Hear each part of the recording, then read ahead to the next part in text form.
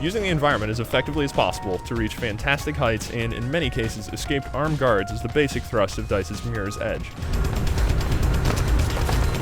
Through a first-person perspective, you're given the opportunity to take leaps of faith across skyscrapers, wall run above treacherous drops, vault over gates, and even ride on top of speeding subway cars. Mirror's Edge's single-player campaign is short and linear. This isn't a sandbox game, but as a result, the high-intensity action platforming never gets stale. You play as Faith, a runner being hunted by troops of a totalitarian regime of a future age. DICE's artistic vision here is strong. Environments are stark, antiseptic playgrounds, except for those damn rats.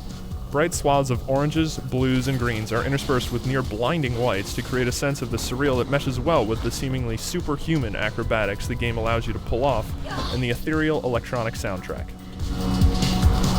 Since you never leave the first person, the game could be a little disorienting for some.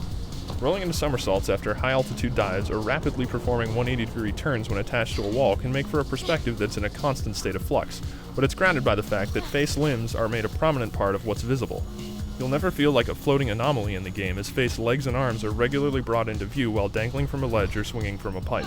These kind of immersive aspects make for a powerful feeling of continuity as you blast through environments where the chief concern is maintaining momentum. There isn't a single run speed in the game. You accelerate to a top speed, so properly timing rolls and ducks and flips keeps you moving quickly and, simply by virtue of allowing you to perform seemingly impossible stunts in semi-realistic fashion, proves to be rewarding. This thrill of fluid movement is bogged down somewhat when it comes to combat, which you'll be forced into at points. Faith can disarm foes, and doing so requires a precise button press that breaks the mesmerizing continuity of movement.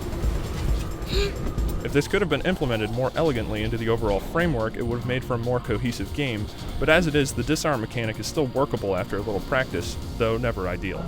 If you do decide to pick up a weapon and shoot, you'll find the gunplay mechanics to be pretty weak, but then again, that's not really what this game is about.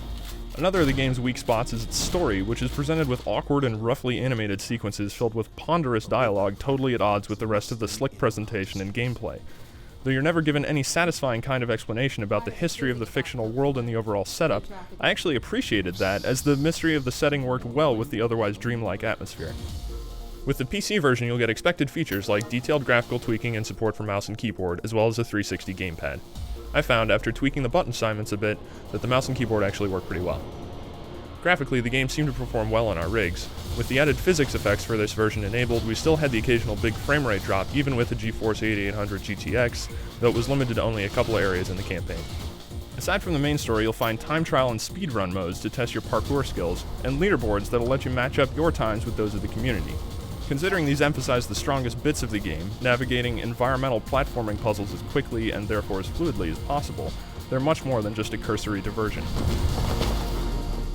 If you missed out on this gem when it came out on consoles in November last year, don't overlook it again. It's a great looking game with a bold, strongly realized playstyle that, despite having some awkward combat and narrative idiosyncrasies, is absolutely worth checking out. For the full written review, head over to pc.ign.com.